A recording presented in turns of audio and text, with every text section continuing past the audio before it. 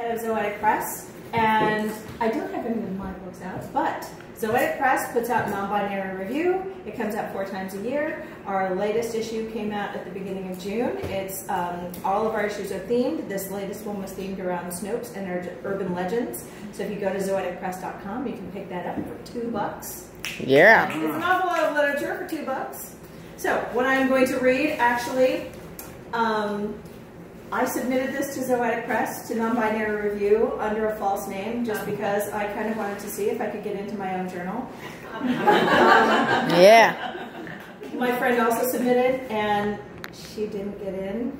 Oh no. So, let's laugh at her misfortune. No. I felt really bad about that. So, this is from our Sherlock Holmes issue, and this is the famous monograph identifying characteristics of cigarette ash. You all wanted to hear it because he talks about it constantly, and here it is. A monograph on the identifying characteristics of cigarette ashes by Sherlock Holmes.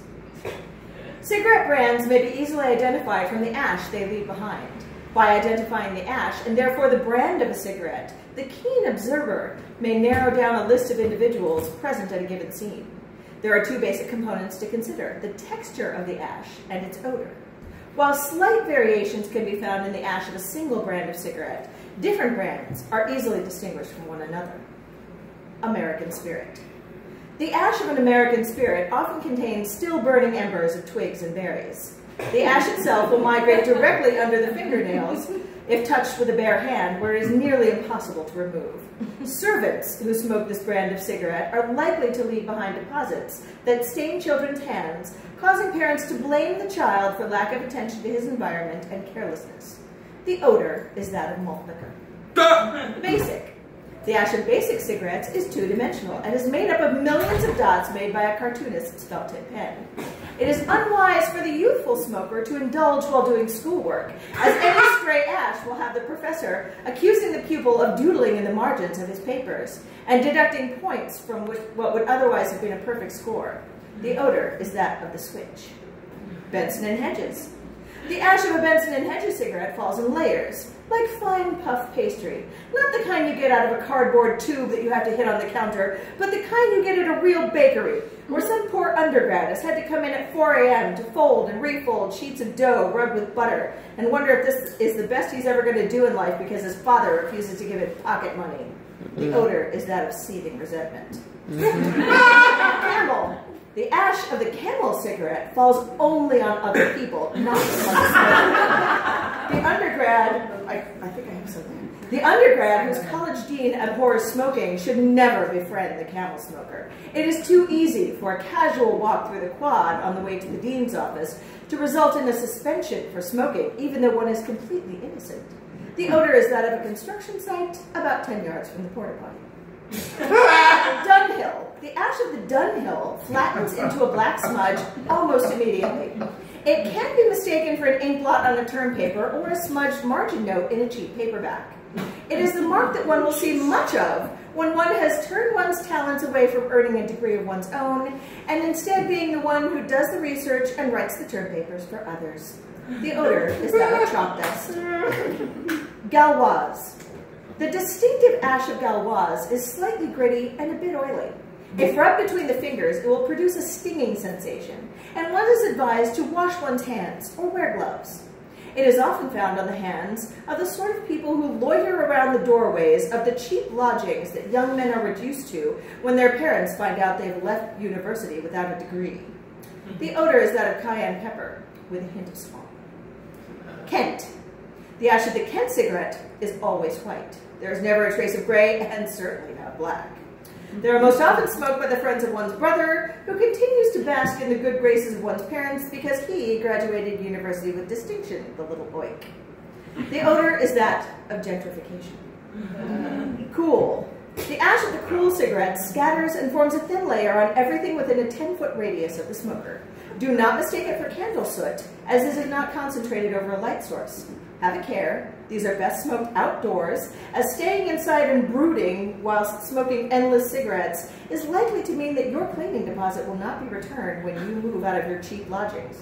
The odor is that of eucalyptus and a feeling that someone somewhere is having a better time. L&M. The ash of the L&M instantly blends into whatever material it falls on, even plaid. It can only be discovered by running the finger of a white gloved hand along the surface covered with the ash, or by sitting down on it whilst wearing white trousers. Even then, the ash will disguise itself as fine brown household dust. It is good to know, when honing one's skills at disguise, by becoming a footman in one's own parents' household. The odor is that of unreasonable expectations. Lark. The ash of the lark is often confused for the ash of the sparrow, but can be distinguished by its more complicated, melodious song. It builds a nest of grass close to the ground and lays from 2 to 6 speckled eggs. This knowledge comes in particularly handy when spending a night outdoors whilst observing the comings and goings from the servants' entrances of posh houses. The odor is that of a medieval entree. Lucky Strike. The ash of the Lucky Strike is coarse, almost gritty. It is responsible for the crunching sound that smooth-soled shoes make on city sidewalks. It is dark gray in color and used by unscrupulous restaurateurs as pepper. Use tact and care when pointing this out to the proprietor of said establishments, and that man will be useful to you by passing along information about his clientele. The odor is that of cement and shoe leather. Marlborough. The ash of the Marlborough is curiously damp and falls with a soft plop, leaving a pile with a distinctive rounded shape. One normally encounters this ash outside of clubs, where youngsters trying to impress the doorman with their over 21-ness pointedly smoke them until being asked to move further away from the building. Follow this trail of ash to the haunts of these youths so that you can secure their help in spying on the kind of people who take no notice of filthy street urchins. The odor is that of Axe body spray. Newport. The ash of the Newport falls in neat, even piles, each identical to every other. It lingers no more than 30 minutes before disintegrating entirely. Smoke these inside your new lodgings in a better part of town with a landlady who, while demanding now, could be tractable if treated well. The odor is that of imperialism. Pall Mall. The ash of Pall Malls is gray and can be mistaken for a jumble of cobweb because of its thready texture. Even after vigorous cleaning, it will continue to linger on seemingly impossible surfaces, such as the undersides of tables and the bottoms of chair legs, particularly difficult to remove from antimacassars. Note these ashes on one's brother's rooms at his club where he is fast becoming a recluse. The odor is that of ancient upholstery. Salem. The ash of Salem typically has minute flecks of bone and unburnt fibers in it. It is remarkable how many of the people who seek one out to help them with problems they've created for themselves smoke this brand. The odor is that of mass hysteria. Silk cut. The ash of silk cuts can linger in the air like a fog for up to 12 hours after the smoker has left the vicinity. When it does fall, it falls in a fine powder that adds an air of griminess to a scene without looking specifically like cigarette ash.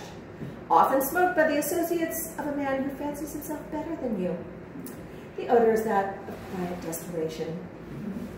Viceroy. The ash of the Viceroy falls in neat cylinders that remain intact when swept up. The ash is easily removed from fabrics and will not linger on polished shoes or boots. It is a consistent dove gray that matches the gloves of most livery uniforms. This is the preferred brand of most of Scotland Yard, although their time would be better spent learning their jobs rather than fraternizing whilst having a smoke. The odor is that of unearned confidence.